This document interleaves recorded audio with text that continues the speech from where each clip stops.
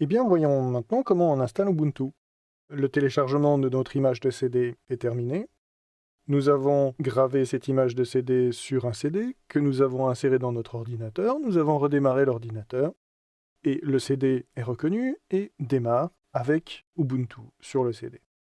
Ubuntu va se charger avec une interface graphique un peu sympathique pour permettre l'installation. Alors voilà la première étape du chargement.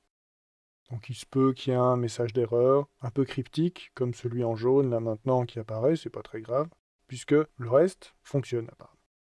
Donc vous voyez déjà, Ubuntu se charge à partir du CD et nous permet de faire deux choses. Soit nous pouvons essayer Ubuntu, soit nous pouvons l'installer. Alors ce qui est très pratique, c'est ce qu'on appelle en anglais un live CD, un CD à vif. On peut très bien essayer, faire tourner Ubuntu sans même l'installer. À partir du CD, le CD est introduit dans l'ordinateur. Vous pouvez simplement essayer Ubuntu et voir si ça vous plaît, sans que vous ayez fait aucune modification sur votre ordinateur. Si vous essayez Ubuntu avec cette méthode, vous regardez un peu ce que ça donne, ça ne vous satisfait pas, et bien vous n'aurez fait aucune modification, vous enlevez votre CD, vous redémarrez votre ordinateur et il sera exactement comme avant. Par contre, l'installation va modifier bien entendu votre ordinateur. Essayez Ubuntu, ce CD vif, comme on traduit parfois en français, nous allons l'utiliser pour les autres versions, Kubuntu, Lubuntu, pour voir à quoi il ressemble, pour pouvoir faire notre choix. Ce sera dans la vidéo suivante, mais pour l'instant, nous allons simplement passer sur l'installation et modifier notre machine. Première chose, quelques petits rappels, il faut que vous ayez suffisamment de place sur votre disque, et puis il est mieux que vous soyez connecté à Internet. Ça va vous permettre de télécharger pendant l'installation toutes les parties du logiciel mises à jour et aussi les fichiers qui vont permettre d'avoir en français votre système d'exploitation à jour. Vous avez ici installé des logiciels tiers. La question c'est, à partir du moment où Ubuntu est un logiciel libre, il y a certains éléments qui ne sont pas libres, qui sont commerciaux. Et le MP3, ce format donc d'encodage audio, n'est pas libre. Il y a une licence d'utilisation. L'utilisation du MP3 est gratuite, mais elle n'est pas libre et open source. Il y a une licence. Donc si vous voulez installer la technologie de décodage MP3 sous licence, vous cliquez ici. Nous allons le faire. Et vous voyez ici, si vous êtes connecté à Internet, vous pouvez dire télécharger les mises à jour pendant l'installation. Ce qui va vous permettre d'avoir une installation vraiment à jour. Vous avez le CD d'installation, mais s'il y a eu des mises à jour, depuis que ce CD a été créé, vous en profiterez dès votre première installation. On clique sur Continuer. Et maintenant, nous avons ce choix dont je vous parlais.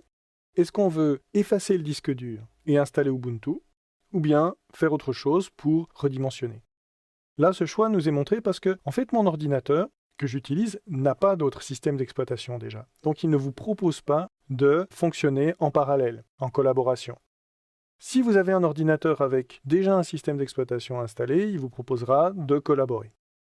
Donc là, je vais choisir le seul choix qui est à ma disposition, effacer le disque dur qui est de toute façon déjà vide, si vous voulez, et installer Ubuntu. Donc on vous permet de sélectionner votre disque.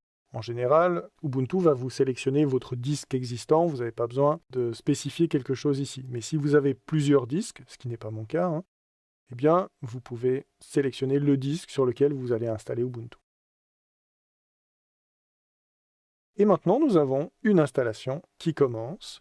Première chose, nous allons choisir la zone dans laquelle nous nous trouvons.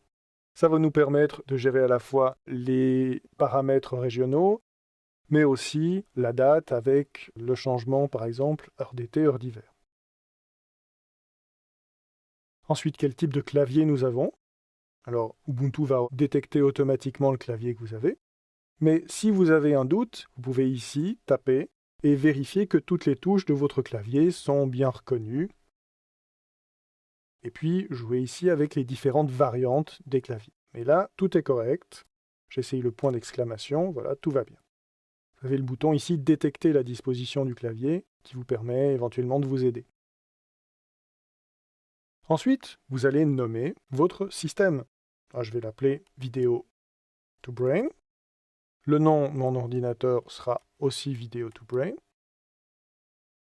Là, il me dit quand même, en anglais malheureusement, que ce nom existe déjà sur le réseau. Bien, et ben je vais mettre Video to Brain Ubuntu. Un nom d'utilisateur. Eh ben, je vais mettre Video to Brain. Un mot de passe. Alors je vais mettre aussi Video to Brain. Ce qui n'est pas terrible, ne faites pas ça chez vous. Vous voyez, en plus, il nous indique mot de passe trop faible. Il me donne quand même une indication en disant c'est franchement pas une bonne idée de mettre le mot de passe et le nom d'utilisateur identiques. Qu'est-ce que vous voulez faire ici? Est-ce que vous voulez ouvrir la session automatiquement? Ça veut dire quand vous démarrez votre ordinateur, vous n'avez pas besoin d'entrer votre mot de passe. Ou bien est-ce que vous voulez, pour plus de sécurité, demander le mot de passe pour ouvrir une session?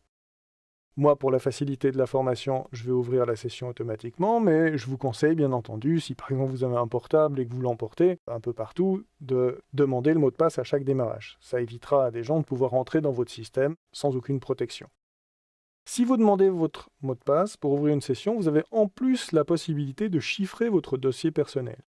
Ça veut dire que l'endroit où vous allez placer tous vos dossiers, le dossier personnel, c'est l'endroit où tout ce que vous allez faire comme fichier de traitement de texte, de son, etc. seront posés.